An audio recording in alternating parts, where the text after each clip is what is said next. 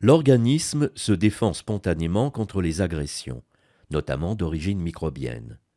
Ce système de défense est appelé système immunitaire. Les microbes sont présents partout dans notre environnement. Notre organisme est toutefois protégé efficacement par des barrières, peau et muqueuses, qui s'opposent à l'entrée des microbes. Que se passe-t-il lorsque des microbes peuvent franchir l'une de ces barrières?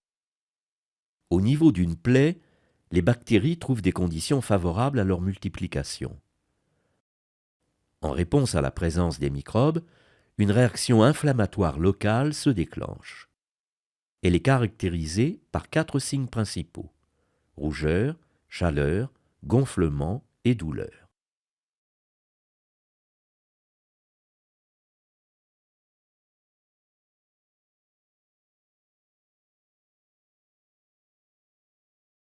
Que s'est-il passé?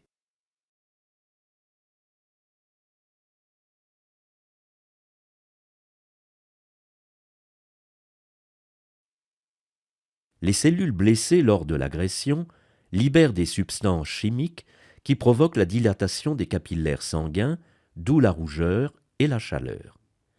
Ces capillaires dilatés laissent échapper du plasma qui s'infiltre dans les tissus, d'où le gonflement de la région inflammée. Enfin, l'irritation des terminaisons nerveuses est à l'origine des sensations douloureuses. À travers la paroi distendue des capillaires sortent également de nombreux leucocytes, les phagocytes, qui, attirés par les substances chimiques libérées dans la zone blessée, viennent se rassembler au contact des microbes. Ces phagocytes attaquent systématiquement les microbes présents et les mangent.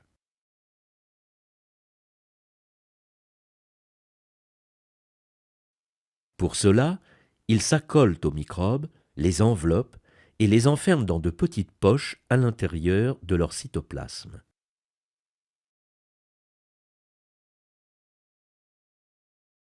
Les phagocytes libèrent dans la poche des substances digestives qui assurent la destruction des microbes. L'ensemble de ce mécanisme est appelé la phagocytose. Le plus souvent, ce mécanisme est suffisant pour assurer l'élimination totale des microbes présents au niveau de la plaie. Parfois, les microbes résistent à cette phagocytose et l'infection peut alors progresser.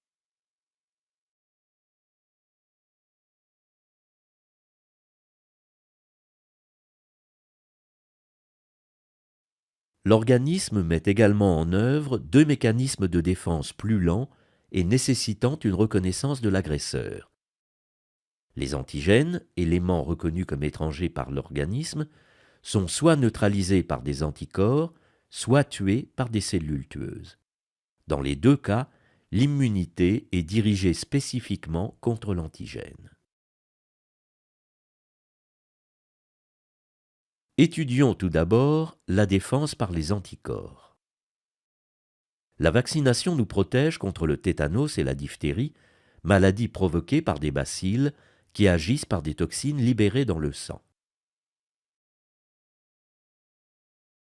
Des expériences sont réalisées sur des souris. L'injection de bacilles diphtériques à des souris provoque la mort de la plupart des animaux par la diphtérie. Cependant, quelques-uns survivent et guérissent.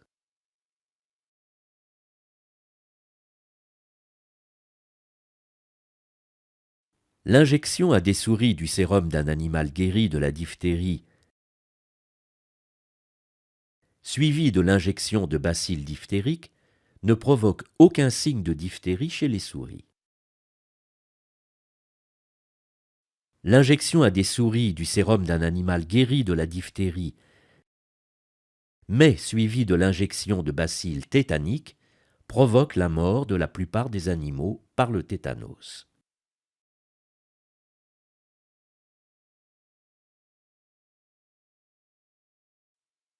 Les animaux guéris de la diphtérie ont fabriqué des anticorps, libérés dans le plasma sanguin.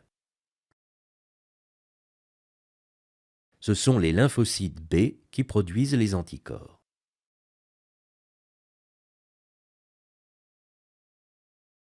Les anticorps ou immunoglobuline, présente une forme en Y et l'extrémité des bras a une structure complémentaire d'un antigène donné. Ainsi, un anticorps donné se lie spécifiquement à un antigène précis et forme alors un complexe immun antigène-anticorps.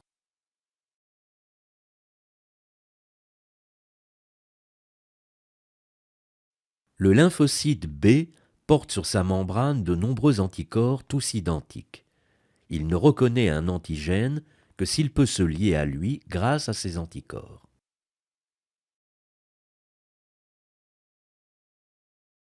Seuls les lymphocytes B, spécifiques de l'antigène, sont activés et se multiplient. Certains descendants des lymphocytes B, activés par un antigène, deviennent des cellules mémoire sensibilisées à cet antigène. Ces cellules vivront longtemps. D'autres descendants des lymphocytes B activés se transforment en plasmocytes, cellules sécrétrices d'anticorps. Ces derniers sont libérés dans le plasma. Les plasmocytes ont une durée de vie limitée. Ces anticorps se lient à l'antigène qui a déclenché cette série d'événements. L'antigène est ainsi neutralisé. Celui-ci, recouvert d'anticorps, est aisément phagocyté car les phagocytes reconnaissent les complexes antigène-anticorps. Les anticorps sont les agents de maintien de l'intégrité du milieu extracellulaire. Voyons maintenant comment se réalise la défense par les cellules tueuses. Dans l'organisme, la panoplie des mécanismes de défense immunitaire est complétée par une autre catégorie de lymphocytes, les lymphocytes T.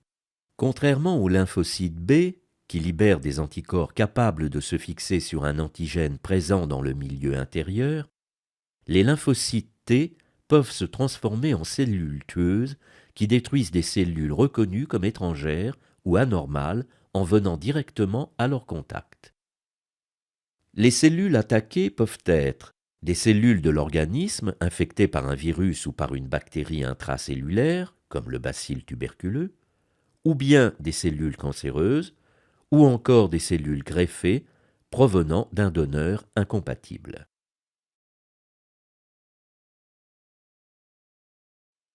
Les lymphocytes T ne reconnaissent un antigène que s'il est présenté à la surface d'une cellule présentatrice d'antigène, macrophage, lymphocyte B.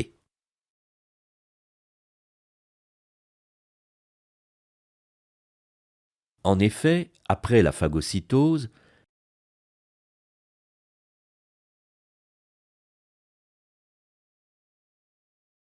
le macrophage porte sur sa membrane des fragments de l'antigène qui, associés au complexe majeur d'histocompatibilité, sont reconnus par les récepteurs membranaires spécifiques portés par le lymphocyte T.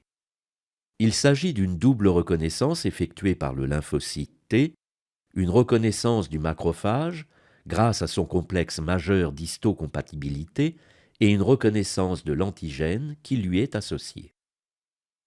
Une fois l'antigène reconnu, les lymphocytes T sont activés. Certains deviennent des cellules mémoire qui vivront longtemps. D'autres, à durée de vie limitée, constitueront les cellules tueuses.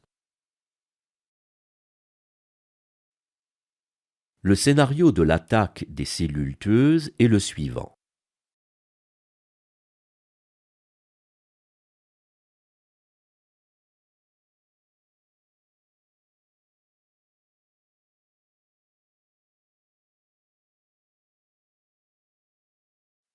Le lymphocyte tueur entre en contact avec la cellule cible.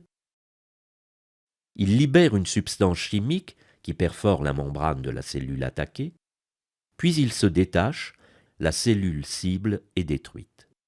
On donne à ce mécanisme le nom évocateur de baiser de la mort. Le système immunitaire constitue une défense très élaborée de l'organisme.